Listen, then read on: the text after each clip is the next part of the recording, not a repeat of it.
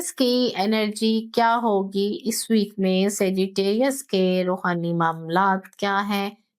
क्या करेंगे सैजिटेरियस? उनके लिए कोई ज़ाहरी है, रूहानी क्या रेमेडी, दोनों ही हम उनको गाइड करेंगे। जी, ज़बरदस्त है उनकी एनर्जी तो बहुत बड़ी पढ़ाइयाँ, बुज़ुर्गों की खिदमत, मदद उन चीज़ों के साथ चल रहे हैं, ब्लेसिंग के साथ चल रहे हैं। लेकिन आप वही बात के आपके ऊपर अगर कोई वसवसा आता है, नेगेटिव एनर्जी आती है, तो वो सारी चीज़ें आप अपनी खुद ही ज़ीरो कर देते हैं। तो ये काम हम नहीं करेंगे क्योंकि जो एक मेहनत करके हमने अपने आप को कहीं पे खड़ा किया है और वो शैतान चाहता है, वो तो वेट कर रहा होता है कब हम थोड़ा-सा वीक पड़े, डोल जाएँ और हमें अटेम्प्ट करे और हमारी चीज़ों को ख़राब करे।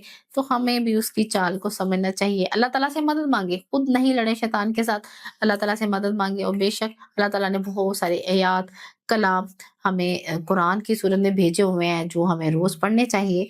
वो एक तरह का अल्लाह ताला से उससे पनाह माँगना है। सबसे बड़ा जो पढ़ाई है, वज़ीफ़ा है, वो औज़ु बिल्लाहि मिनश शैतानिर रजीम का ही है। तो आप इसको कोशिश करें कि 41 दफ़ा 41 टाइम्स वो पानी में दम करके पिएँ। हम जब सुबह उठते ही पनाह माँगते हैं, पीते हैं, शैतान को आग लगती है और वो हमारे कामों में अगर हम ये प्रैक्टिस दिन में कई बार करते हैं, तो हर दफ़ा वो जब हमारे कामों में रुकावट डालने के लिए आता है, तो वो हर दफ़ा उसको एक मामलात से पीछे हटा दिया जाता है। अल्लाह ताला अपनी दुआ के इस कलाम की बरकत से जब शैतान को पता चल जाता है कि मैं इस बंदे को बार-बार बहकाऊँगा, भटकाऊँगा और ये क्या करेगा, ये पढ़ेगा, अल्लाह से मदद माँगेगा और मुझे फिर जलेगा वो शैतान। तो वो क्या करता है उस बंदे को बार-बार पकड़ने की प्रैक्टिस वो करता भी नहीं है।